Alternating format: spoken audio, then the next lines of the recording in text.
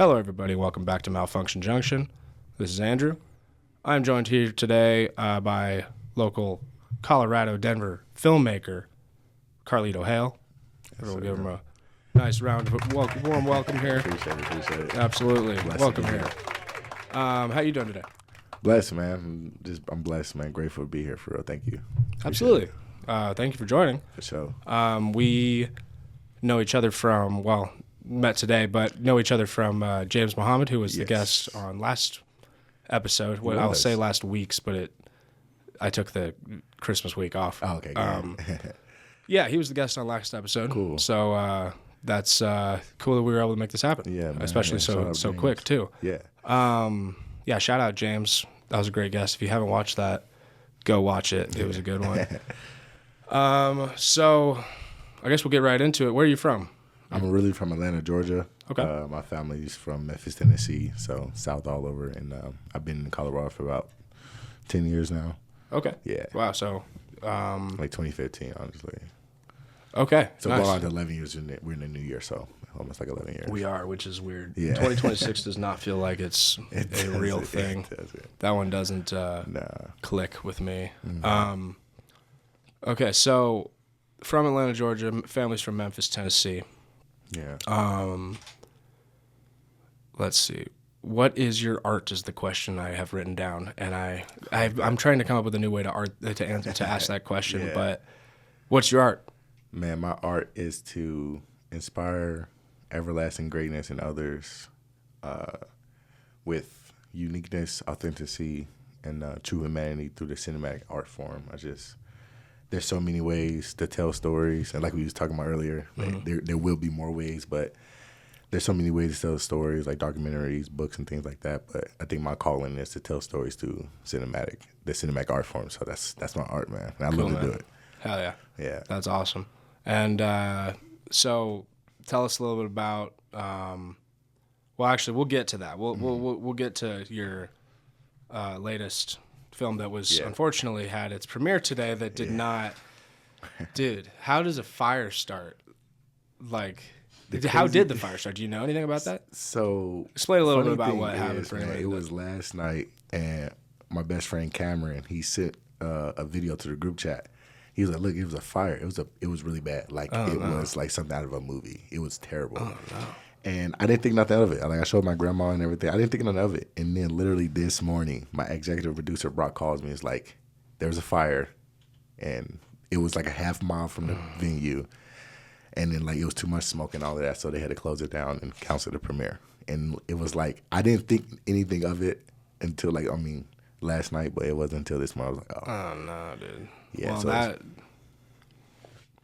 excuse me. Yeah. That really fucking sucks. Yeah. And I told you out before we came in here not to take it as an omen, and you shouldn't, because that is definitely not what it is. Mm-hmm. It's just that's one of those things, dude. You can't control fires in a city. Yeah. I mean, unless you're Yeah, thankfully no one was hurt. It was like apartment complex that was being built. So okay. So it was still not in just construction. Dude, thank God. Yeah, that would be because I lived in a big apartment complex recently, and it was we had the fire alarm go off at like 3 a.m. a bunch of times.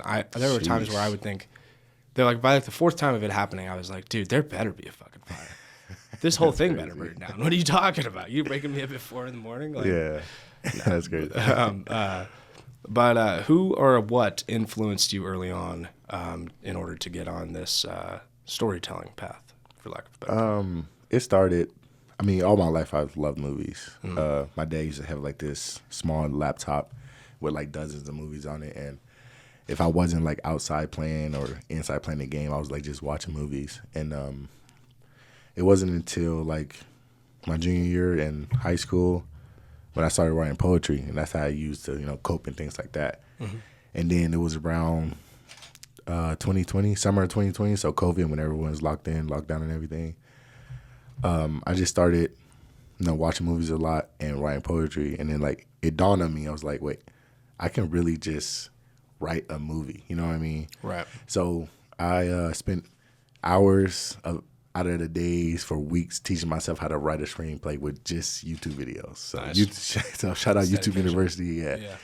And I taught myself pretty well. Wrote my first screenplay in the summer of 2020, and it wasn't until I got to the University of Northern Colorado, spring of 23, and then I had took a break from like writing and everything like that. But it was till like the following year I wrote and directed my first short film, Nice to Meet You, and that was pretty good. But it was a spark of a calling, and also my grandfather on my mom's side, he was a poet as well. Okay. He was actually in a movie called Great Balls of Fire. He was an extra. Oh, no shit. Yeah, back in 1989. That's what's up. What's his name?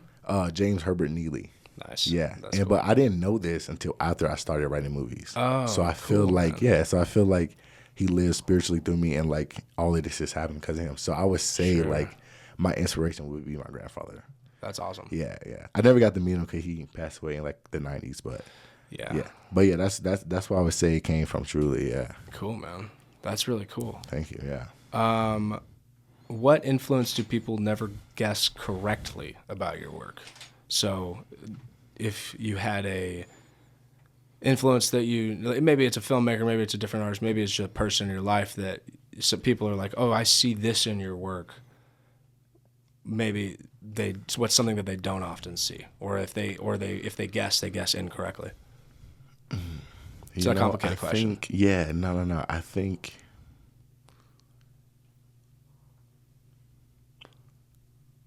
I think people get the wrong message of how authentic I want to be, you know. But at the same time, I think I'm still trying to learn that at a certain extent, you know. I'm not sure what people don't understand yet because I'm still in the early stages of making films. So I guess for that question completely, I think I'm still trying to understand that, if that makes sense. Sure. Yeah. Sure. Absolutely.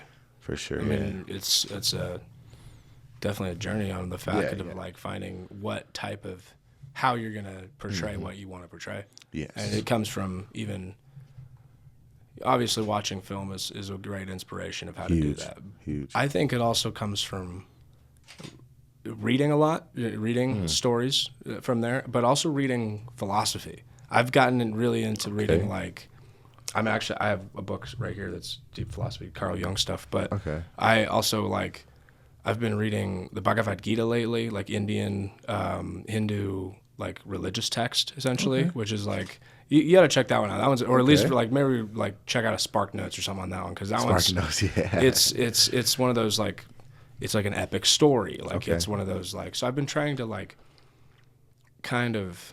And a lot of it is just with, there's hecticity in my life always. So it's like trying to find, ways other people have done things. Because there's literally thousands and thousands of years ahead of the way we've come along. Yeah, because I feel like they done it first. So why not learn from them, right? Right, and then find your own way to do it. Find your own way to do it. Yeah. Philosophy books. Philosophy has been something I've been reading a lot of lately. Yeah. I also listen to a shitload of music because I find that music, for me personally, I love music. I can sing all right. Oh, cool. I can't fucking do anything. I can play the guitar okay, but everything else is I wish I could play. I love bluegrass music. Billy Strings is all up right here. Fucking, I love bluegrass music, and I'm doing work with a band right now called Bear Hat. Shout out Bear Hat. They're out there. Nice. As a plane goes over by, it's fine. It's the one thing that sound curtain doesn't protect against. Is the helicopter over at the the hospital. The hospital, yeah. Oh, okay. Yeah, the helipad. Yeah, it's right there. Oh, yeah. Okay. So, fuck, I kind of forgot what I was saying. Billy Strings. Right. Yeah. Okay. It's bluegrass music. I wish I could play bluegrass music. I wish I could play fast.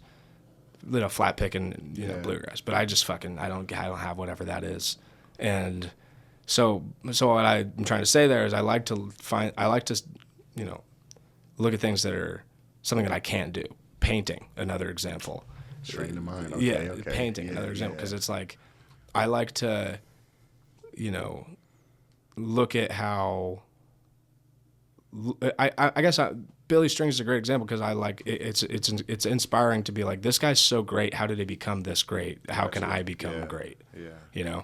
And it's kind of lost my train of thought on that, but it's all good. Yeah. So I guess we'll get into. Tell us a little bit about PipeDreams, your movie, and how it became what it is. I will say, you can give a log line. I don't want to hear about what it's about. I'd rather see that. You know what I feel? I respect you that. know, but you can give a log line. That sounds great. Gotcha. But a whole detailed process, we'll leave that for people to go see. You know. I like that. But yeah, how it became. Yeah, so I wrote PipeDream back in March of 2025. Okay, so nice. Almost, about a year ago, and it came about because I would go to the University of Northern Colorado in Greeley, and we have one of like the best undergrad theater schools in the country. Nice. So we put on a lot of good productions, and one of the productions we put on was 42nd Street.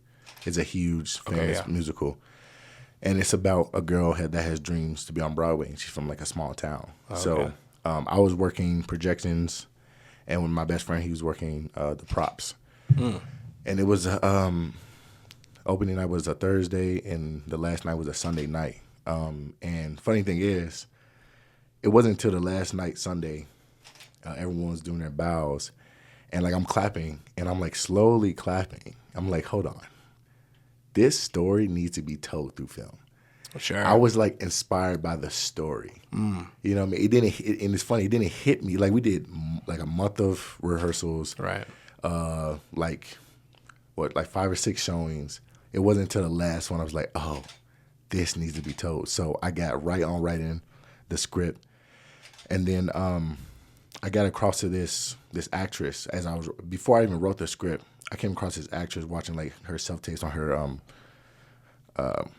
like social media page and everything like that, and I was inspired by how good her acting was, and so I kind of wrote the protagonist around her. So the movie's about a small town girl that has dreams to be on Broadway. Okay. And the other side of it is this renowned Broadway director that hasn't directed anything in 5 years, trying to find a lead. So as he's trying to find a lead, she's trying to find an opportunity to be a lead. Interesting. So fate, brings them together. That's That's cool. what it's about. So it's a pipe dream. Right. But the oxymoron is that pipe dreams can become true. You know what I mean? Because Right. pipe dreams are just like, dreams and just fantasies. But Interesting. if you believe in it, it can become true. So, yeah. That's cool. Thank you. Yeah. So this question is another one kind of convoluted. How difficult was it to make happen? Because I mean, as a filmmaker, I do know how it's incredibly difficult. How were there any memorable snags that came up? I mean, you said it like, yeah, you get it. For those that don't get it, man, it is hard. You know what I mean? And I had to watch dozens of like self-tapes, you know what I mean? People submitting resumes and things like that. Yeah. But like I said, with my protagonist, Julia Marin, shout out Julia, I knew I wanted her to be my protagonist. But I had such a difficult time casting the other lead, the renowned director. So I had one set, and everything was good, but it was literally last minute. After we started shooting, he dropped out. So like you were saying earlier, I felt that. I'm like, oh, man. Yeah, dude. But my best friend, Micah, he introduced me to someone else. Oh, and he sweet, was dude. like in the perfect timing, too. Yeah. And he was a perfect fit. Nice. But other than that, like getting locations, because I'm a producer on the film, too. Like getting locations and things like that is very hard. You know what I mean? It puts in a lot of work. And thankfully, Pioneer Entertainment, run by Brock and Zach, I pitched them the film. They gave me a budget and everything. But other than that, it was hard, like getting locations, casting. Like I said, I watched dozens of self-tapes. That's awesome. And because I want everyone to fit the perfect role, you know what I mean? Right. So I had to cut a lot of people, things like that, drop a lot of people. Like I said, a lot of people dropped out. Yep. I had people set and they dropped out. I'm like, oh man, what do I do? You know what I mean? So I would say the hardest part is locations and casting for this film. It was very difficult. Very difficult. How many roles were there in the film? A total of 17. Okay. Yeah. So 17. yeah, there's a lot of like Yeah. I mean both of the ones I've made are short films at the moment. So Okay. it's been there've been like I think first one both of them had 4. So Okay. 4, and one of them in the first one was me. Oh right, yeah. Yeah. If anyone ever wants to go watch that movie, it's on my YouTube channel. It's called Crickets. Crickets. It's Gotcha. the story. Like I said earlier, the story works. Yeah, that's what matters. Just don't mind my acting. When was production and how long did it take? So Yeah, I wrote it in March. I cast it all the way until late June. And then like I pitched the film to Pioneer Entertainment in June, and then we started shooting on July 14th, and then we wrapped up like a week or so before Halloween. Okay. So from long production. Yeah. So from like March, from writing it to like Halloween, it was like a 7-month production, Okay. and then we promoted it for like a month and a half. Cool, man. Yeah. That's awesome. How long does it come out to be? It's a 90-minute movie. Fuck yeah, So dude. it's my first feature. film. Yeah, That's first awesome. feature Congrats. film. All on way. Let's give you another one. That's great. Man, That's awesome. Thank you. Huge accomplishment. Thank you. Yeah, it is a huge accomplishment. Was it shot here locally in Colorado? Yes. Okay. Denver area, yeah. Nice. And where does it take place? Because I know that's different. Oh, yeah. So where she stays, and the protagonist where she stays is in Delaware. Oh, interesting. Milton, Delaware. Okay. And then the director's in New York. So it's Delaware and New York. Nice. Yeah. Nice. That's awesome. Mm-hmm. That's cool, man. Yeah, that's let's think. Were there any moments that you almost quit, and what stopped you from quitting? I would say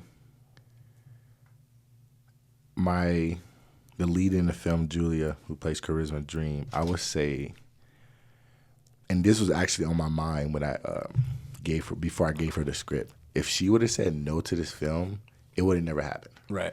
Because like I said, I wrote this character like around her, you know? And it was before I even knew her, but I just, like I said, I saw self-tapes of her, audition tapes and all that. She is phenomenal. So I'm like, I'm going to pitch this to her. I'm going to give it to her. She says no, this will not happen, you know? But, so obviously she said yes. But in production, I would say some of the casting almost made me be like, yeah, bro, I'm just finna let this go. Because like I said, I had, for the other lead, his name is Jonathan Marshall in the film, I had that lead, and he dropped out like a week or so inside, you know what I mean? So when he dropped out, I was like, how am I going to find my other lead? That moment right there was like, yeah, I think this is a sign that I need to cut this. And literally like a day later, I run into Troy Bethune, who plays Jonathan Marshall. So it was that moment, but God made it happen. So it was definitely the casting part that almost made me just give this film up for sure. Yeah. That's fucking awesome, dude. Yeah, that's the reason I say that is because it's, I felt very similar within our most recent short film we made, Night Cook. That's like, it was one of those things where it was like every time something dropped from whatever reason, sound guy, photographer, whatever, whatever dropped, it was uncanny. The next day, we have, but not even just fixed. Not even the issue was fixed. It was better. That's wild. It was almost like for a while there, I was like, did someone do like curses on this like thing? It's just like, it was just crazy. Like it was uncanny. Everything went wrong would go right immediately afterwards, and it was like, oh, that's weird. So it's funny how that works, right? With like, because I think there's something to that with like just the kind of creative drive of something is that if you have something that needs to be done, like needs to be out there and born in the artistic sense of it, like it'll find a way. It kind of is a force of its own. Yeah. And I feel like even if you give up on it, the greater power, the Almighty, like God even knows it needs to be told. Sure. So it makes its way, and literally the next day is like, oh wow, okay, then let's get rolling. Yeah, absolutely. I mean, that comes even from like the way I relate to that is like if there was a second there where I was like, I don't know what I'm fucking doing with this thing. I might as well just trash it all. And then someone like I had 4 people in a row ask me like within 2 days ask me like, hey, how's the movie going? Hey, how's the movie going? And just like, dude, all right, fuck you guys. I'll keep going. Somebody wants to see it, man. Yeah, for exactly. Sure. So, what part of your personality shows up in your work, whether you want it to or not? I would say the extrovert person I am. I'm very energetic. I would just say that for sure. Bringing energy everywhere I gotta bring the energy, man. I just feel like it's what the room needs. Wherever I'm at, I feel like it's what the room needs. Sure. So yeah, I bring the energy, man. I bring the. A lot of people say I'm a leader, and I have like that leadership mentality. I still don't see it yet, respectfully, but if other people are saying it, even my cast members are saying it, things like that, I guess it is. So I feel like that part too, because obviously as a director, as you know, like you're a leader.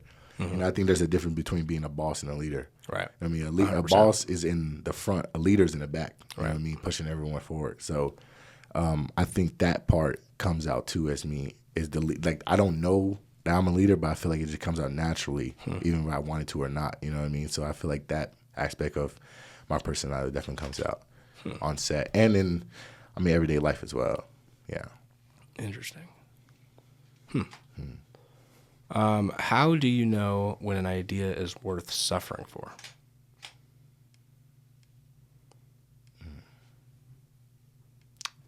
That's deep. What I do.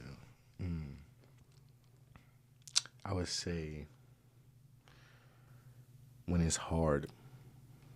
I think the hardest things in life are worth doing. I think if ideal is really hard, sacrifice for it. I think not even in film, not even in artistry, not even artistry, I mean in life too. I think it's like when you think of something like, I want to do this, but it's hard. That's when you do it. When it's scary, I think that's when you do it. I think that is when you sacrifice for a good idea. I think that's probably about right. When it's like something that, if you think it's a good idea but it's easy to accomplish, you might want to pressure test that idea. You might want to like try to like find holes in that idea. Yeah. Because if it's easy to do, then it. Because if it's easy to do, everybody does it. Right. Everybody does the easy thing. Right. Not a lot of people does the hard thing. I mean, that's why people say it's like it's lonely at the top. Not a lot of people work hard. So I think certainly. Yeah, you know what I mean. So yeah, the easy thing everybody does. The hard thing, just a few. Yeah, certainly. Because so many people don't. I mean, I don't know if it's something to do with technology of how easy things have been made for us, but it's I think people have gotten definitely addicted to it, definitely addicted to the ease of it. I mean, I'm guilty of it when it's like, what the fuck, my phone's not loading, it's been 2 seconds, dude. It's like fucking, it's like, why is it immediate? It's like, it doesn't but it's I think our generations of the past, well, really the millennials and on, since like the generations that are born with technology and have, or really in their childhoods were developed with technology, like that at least. It's, a lot of us have kind of gone to, oh, okay, I mean, just take the easy way. It's like just, and it's not. None of that's rewarding. None of doing anything super easy. I mean, obviously, like, there's things that are easy that you should do. Yeah, I get that. Yeah. Brushing your teeth, that's pretty easy. You should do that, But like, it's like taking a shower. I'm guilty of not doing that as often as I should, but that's whatever. But yeah, it's like there's the idea of like art, and if it's difficult, that's you're right. That's when it should be the idea of this is worth suffering for. This is difficult, but this is a good idea, and I think that this can bring something. Yeah, 100%. Yeah, I was actually talking with a friend the other day, and she was telling me, she's a musician. She's like, she doesn't want to be an overnight success because it wouldn't be worth it. You don't feel rewarded, but when you put in the work, the time, and like, the hours in, it's like you look back, it's like, okay, I put in all this work, and it's worth it. Like it paid off, But if you're an overnight success, it's like, oh, that was way too easy. Oh yeah. You know what I mean? Yeah. So I get that 100% for sure. Yeah, I think it'd be scary as shit to be an overnight success. It would, because then so many people like fall off so easily too, just as fast. Well, I've thought about it from this perspective of like, if I was, because I've looked at like kids that are famous now, right? That are 24, 22, 18, and they're like, and they're famous. They're super famous. Everybody knows who they are. Yeah. People want to take pictures with them when they're walking through the airport or whatever. And it's like, if I was, I don't even think I'd be able to do it now.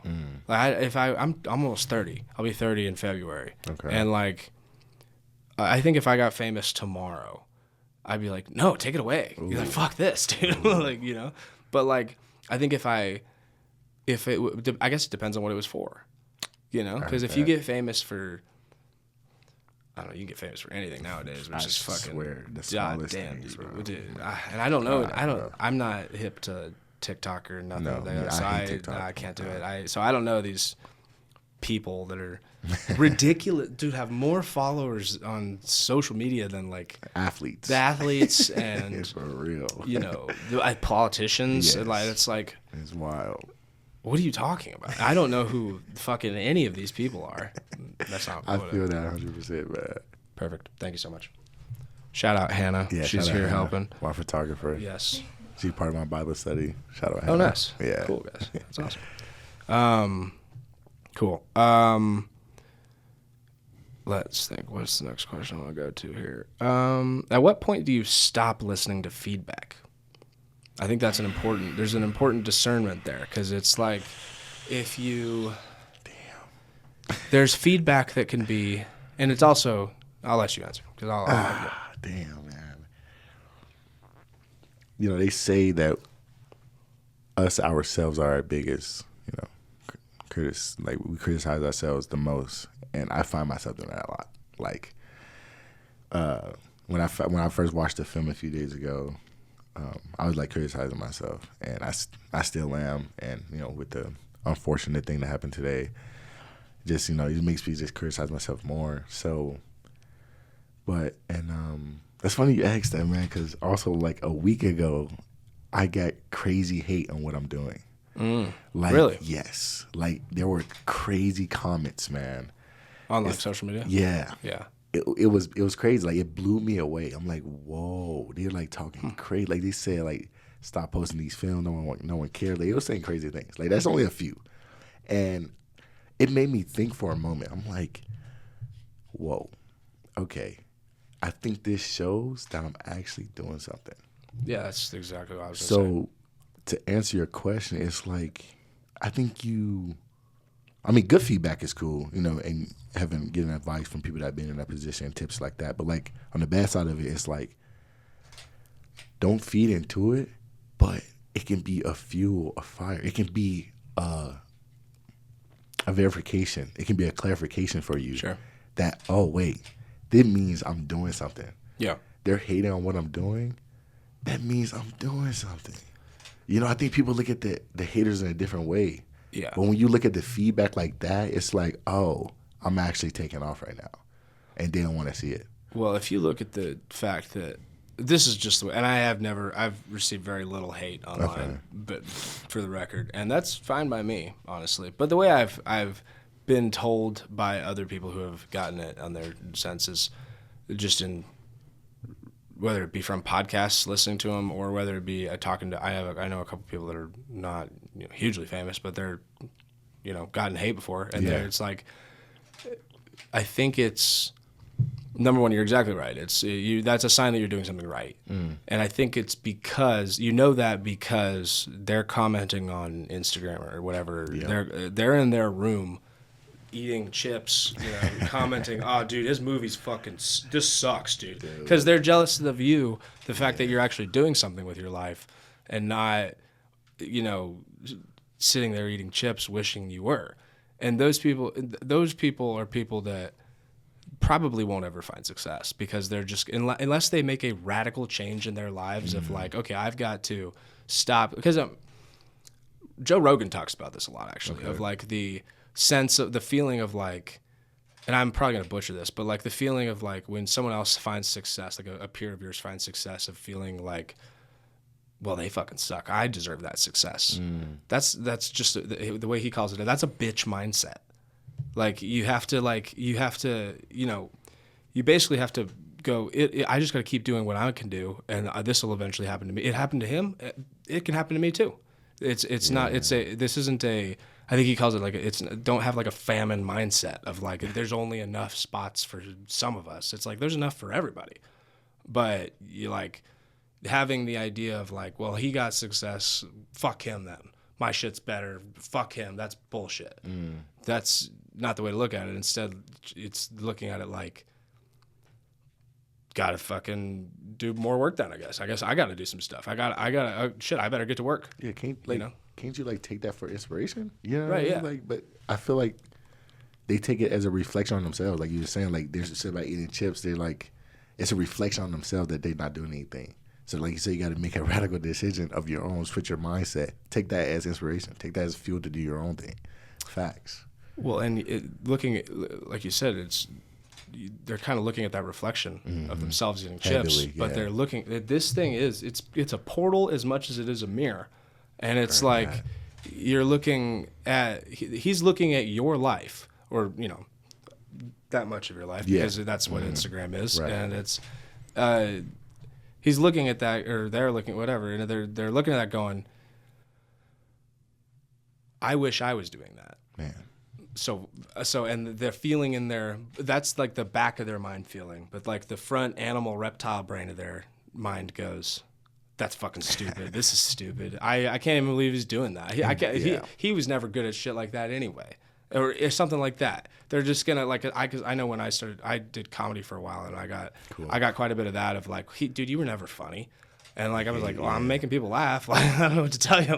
Like, and the funny thing is, they'll never express that part that they actually, how they actually feel. Yeah. They'll talk about, like they hate on you, but they'll never talk about how they actually feel and how they should do better. Sure. It's always that small part that everybody has that they won't express. Right. So I feel that, that's facts. And meanwhile, the people that you can find, you can tell very quickly in person, at least. It's hard to hide over. I mean, it's easier to hide with social media on this stuff. Yeah. But which people are good people to have in your corner, and which people you should just leave behind. It's easy to tell well, not always, but people show their cards a lot. And one of the ways I've found that people show good cards is that when you are doing something that's like bold and risk taking, they're like, oh, fuck yeah, dude. I was hoping you would do something like, or something like that, where they're like, dude, hell yeah. Can I come see your comedy set? Like something like that. And it's like, and like I had one of my best friends, Sawyer. Shout out Sawyer. You're the man. I hope you're listening. He came to one of my like very first comedy sets, and he like forced me to let him come. He's like, no. You're letting me come. I don't care that you suck. I just want to watch. And he just sat in the back and laughed at every joke that was terrible, and just like, just always that one fan. Just like he was the man. It helped. It was just like supportive at the time, and so it's. I think that's another thing that's super important, is to find people that are good to have in your corner, and then it's also important to leave the ones that are not. I'm sorry to understand that, man. My best friend Micah last night, he was actually at Bible study. Actually, he was telling me how some people are, like want to see you fail. Mm-hmm. Like he was telling me about the premiere that was supposed to happen today. He was like, bro, some people are gonna go to your premiere just to see the mistakes you made. And I was blown away. I was like, I never thought it like that. Yeah. And I'm like, yo, like they bought a ticket, all of that, hated that much just to go see me lose. Like, whoa, is that bad for you? Like, that's how much you're gonna put it. Why not put that energy into something positive for yourself? So I hear that, man. Yeah.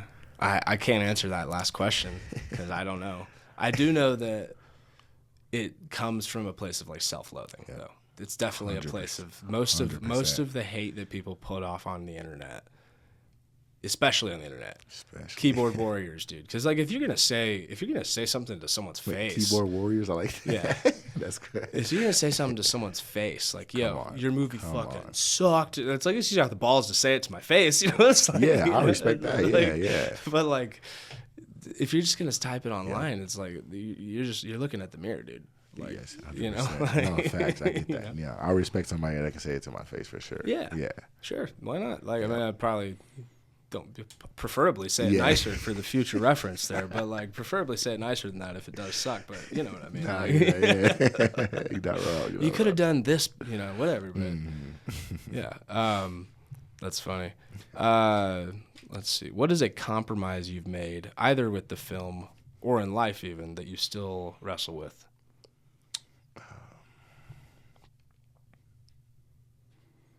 I would say this is a good compromise, if that's a appropriate thing to say. I would say I gave up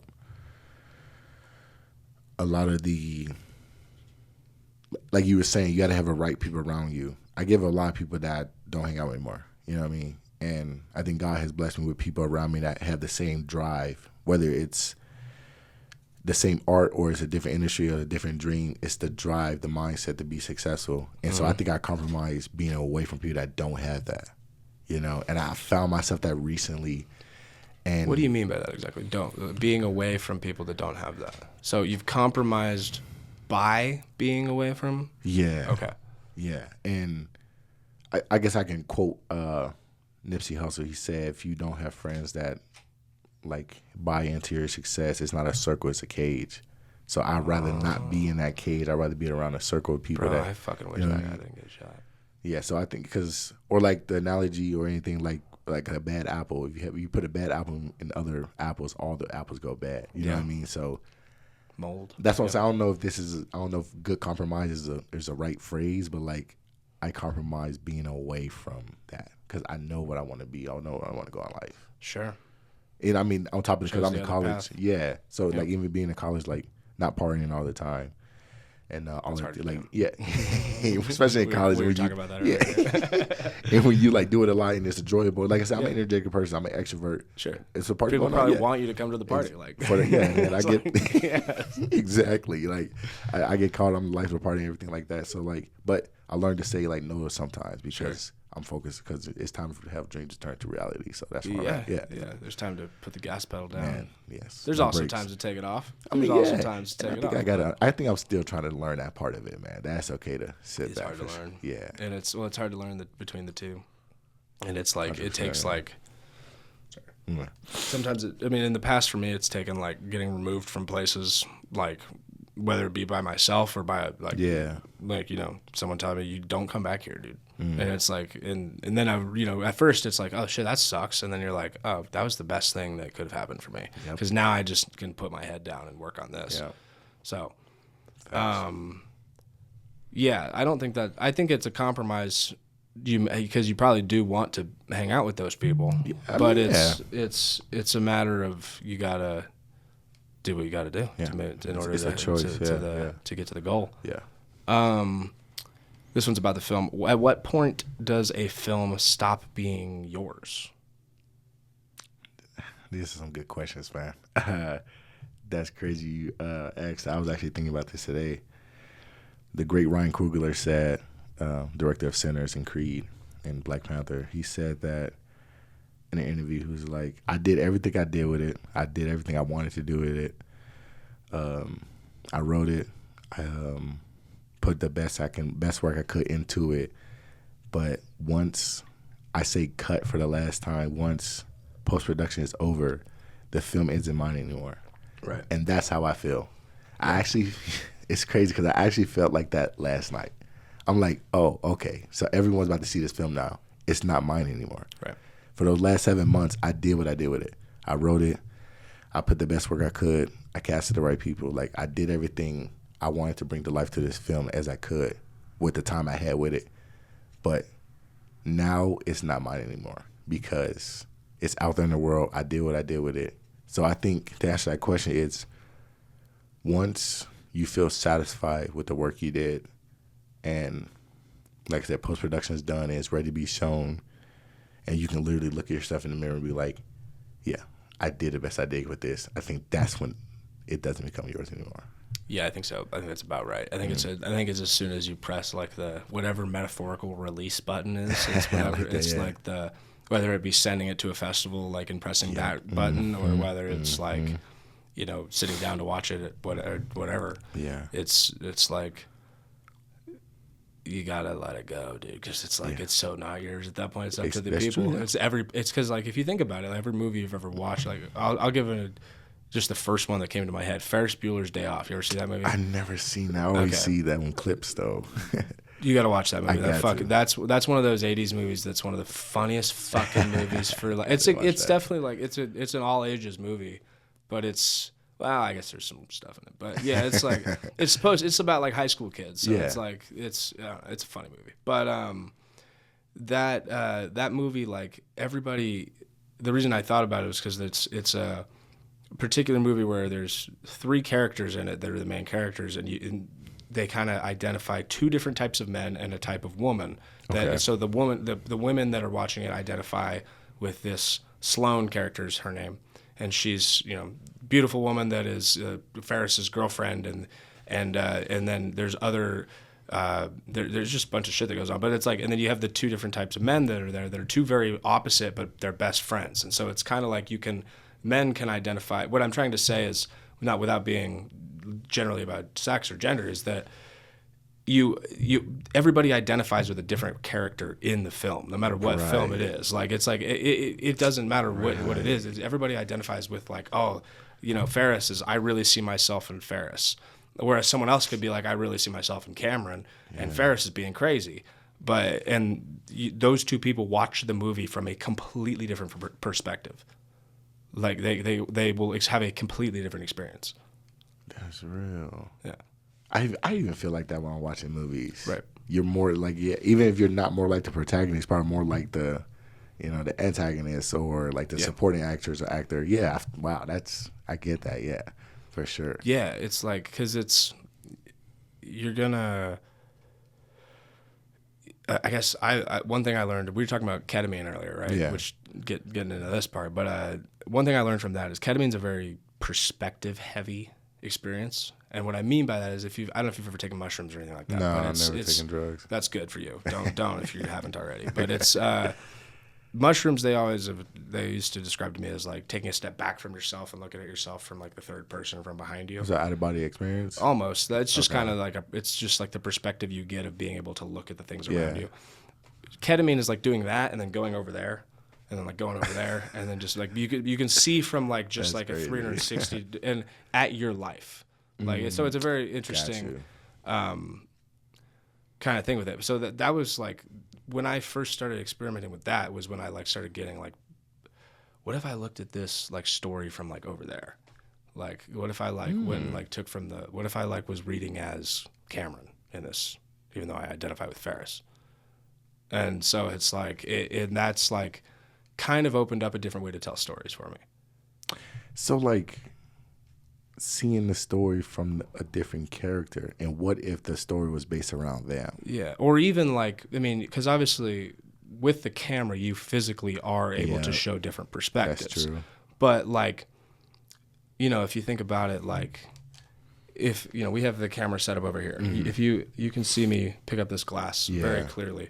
But if we have the camera set up over there, you might not, and especially if it's down low, you're never going to be able to see me pick up the glass.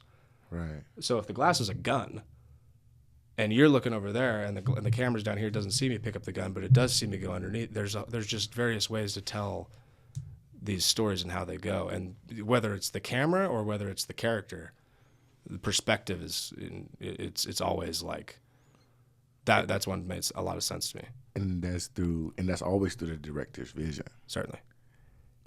I like that you said that, because that makes me think of a quote. I'm big on quotes, by the way. I love it. It fuels me. This is my motivation. But Denzel Washington once said that movies are a director's medium and theater is an actor's medium. Mm-hmm. And he explained it like, say that an actor's giving like a crazy good monologue, but the director's on like their feet. You know what I mean? But you don't see what they're saying. But the director wants the camera over there. You know what I mean? So I feel that because it's through the director's vision and through how they want to tell that story, whether it's from this character or that character. That's real. I like that. Yeah. Yeah.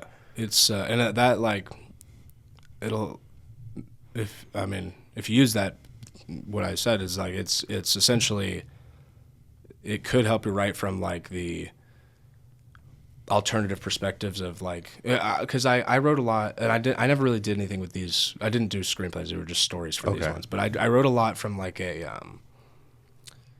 I was just like experimenting with different views. I wasn't like, this is my belief, but I was like, I'm understanding how people can believe this. You know what I mean? Gotcha. And so I'd do the research on like, how is this? And then I'd write an essay as if like, this is my belief. And then I'd like critique it, and like, it was a whole thing. It was definitely during COVID when I was like also like just spinning on drugs at the same time. So it was just like, I don't have any of that shit anymore. I'm sure it's fucking, if I have it, it's in a file somewhere. Okay. But like, it's like, I write most of my shit on paper. Cool. Oh, nice. I do copy paper mostly, like just blank copy paper. Yeah, because that's interesting. Well, it's the lines are restricting. That's true. Yeah. It's a stopping point. Yeah. It tells you when to stop at that. Wow, that's deep. I like that. I like this. Yeah. Yo, I like the way you think. That's Thanks, cool. man, Yeah. appreciate it. What's something outside of film that shapes how you make movies or tell stories?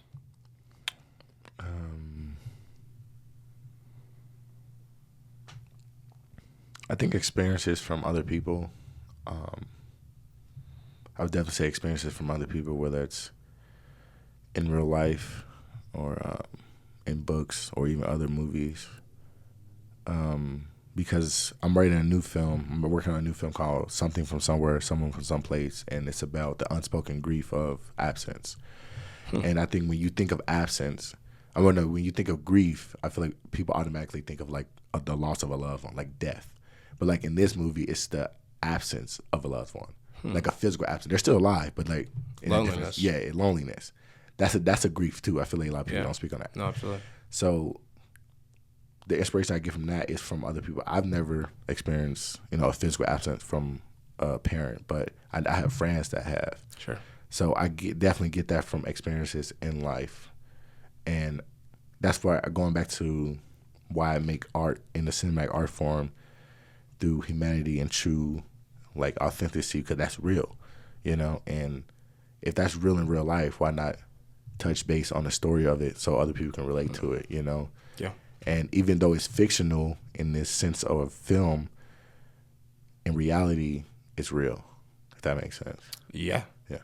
Certainly. What are you trying to understand maybe about yourself or maybe about life in general by making films? Oh. Welcome to Malfunction Junction. Oh, you're good at this, man. You're good at this. Thanks. What am I trying to understand? Well, for one, I'm trying to help other people understand the true meaning of themselves. For PipeDream, when the credits roll, I want you to dig inside and bring that inner child that we all had. When we was all kids, we all had a dream. Whether it's true now or it's not, we all had a dream when we was kids. And I feel like in all of us, that little kid is still inside of us. So for others, I want them to go back to that and chase that dream. And what I'm trying to get to understand is the uniqueness of themselves. But for me personally,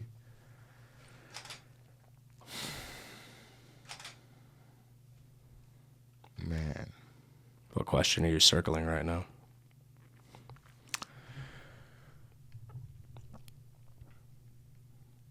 I think I'm trying to understand from making movies is stories need to be told. And I appreciate and love movies so much because, like I say, even though it can be fictional, sci-fi, wherever, fantasy, somehow, some way, in the story itself can be related in real life. So I'm trying to understand about through movies is the realness in movies. I know that I don't know if I'm making sense with that, but like I'm trying to learn life through film, and Okay. I'm trying to see if I can make a film and teach myself something about life, if that makes sense. I think that's what I'm trying to get out of film. Are you talking about from like different perspectives again? Yes, Okay. yes. Different perspectives, man. Like I said, this new movie I'm working on, Something from Somewhere, Someone from Someplace. Like I said, I'd never experienced that absence of grief. Right. So you're trying to experience that. Yeah, I want to understand it. Yeah. Why do you feel like this? I want to get it. Interesting. Yeah, that's a good question, man. Thank you for asking that. Yeah, absolutely. That's a good answer too. It took you a second to get there, but that was a good answer. Yeah. So you had mentioned your next project. Yeah. What would you like your next project to challenge you with?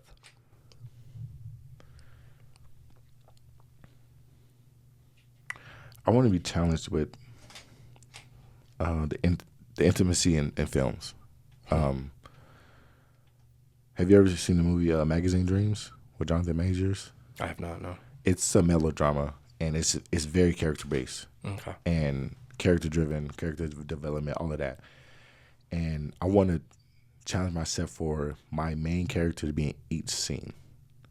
So as an audience member, you see them literally grow from the beginning of the movie to the end.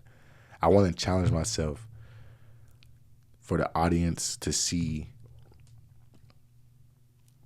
the growth from one character. I haven't done that yet, and I believe that's very hard to do. I have an idea for you if you're willing to hear it. Talk to me. So you know how I just mentioned like the ketamine thing where it's like going up from over there. Yeah. What if you're, and this is obviously could work left or right, but if you, so you want to have the main character in every scene. Yeah. That's what you said. So if you're,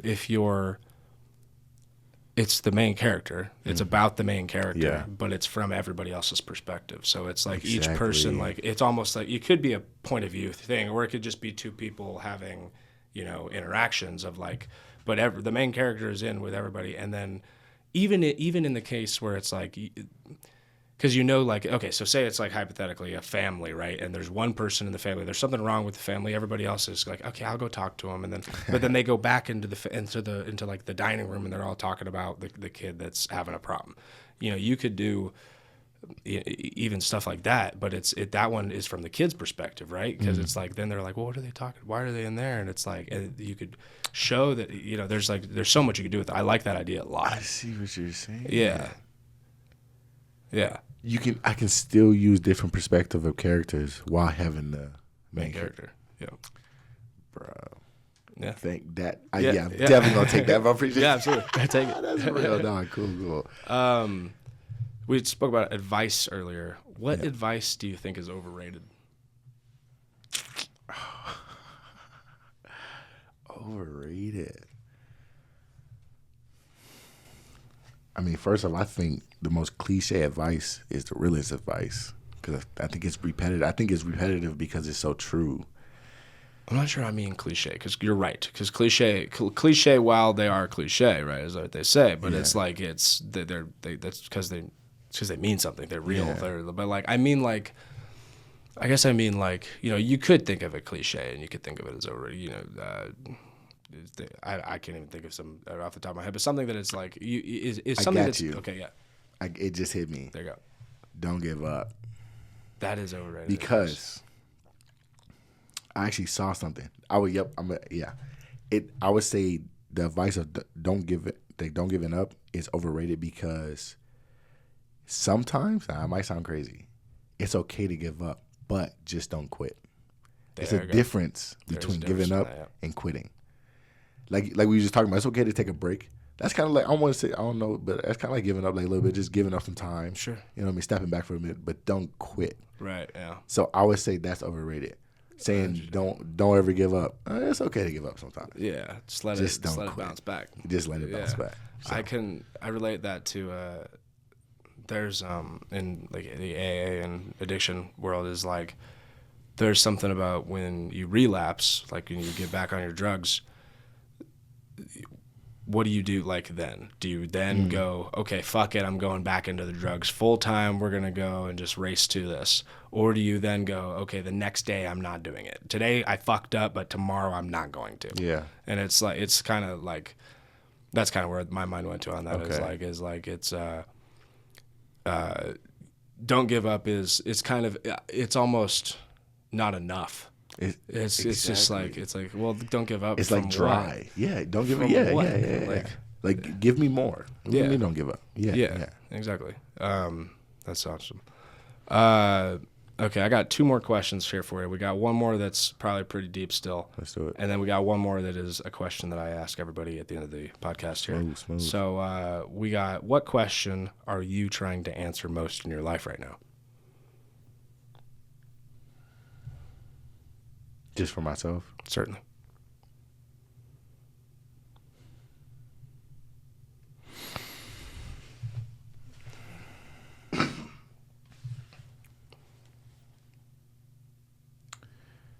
I think for myself, I would say my biggest question is why? Now, that can go through all aspects of anything, but obviously we're not meant to know what's going to happen, what's supposed to happen tomorrow or the second after. But I mean, like today, the unfortunate events that happened, like why? You know, this is going to be my biggest premiere so far. Why couldn't it happen? Or like I really wanted to live in New York in my early 20s. I'm 24 now, and it didn't happen. It had like some crazy things happen with some financial things and stuff like that. And I asked myself why. Or even I had a car about a year and a half ago, and I got into a car accident. Like someone hit me, and that car was very reliable for me. And I'm asking myself, like, wait, why? The biggest question for me is always why. Again, I'm not supposed to know what's going to happen. I understand that. But I do struggle with the why. I do have a generalized answer for you. Talk to me. Because that's not where the path leads.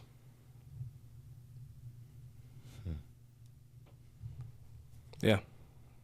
That's why. That's not where you were going. I see the cross on your chest. It's like, yeah. Yeah. You know, that's not where you were going. Maybe you will later if you're in New York or something like that. You know, but maybe the premiere will get rescheduled tomorrow. Who the fuck knows? But like, that's not where you were going. Damn. I got my last question here for you. Yeah. This one I ask everybody. Aside from people or animals, if your house is on fire and you can only grab one thing, what are you grabbing?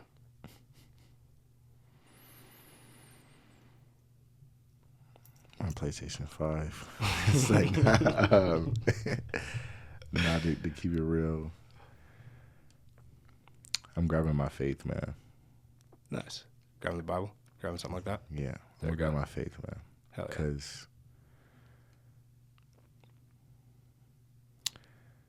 yeah, I mean,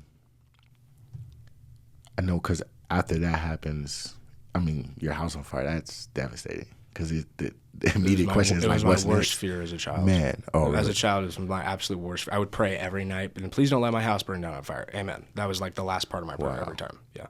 Seriously, that's why I asked the question, because it's my worst fear. It's scary. And owning a house property is like the biggest thing in America and things like that. But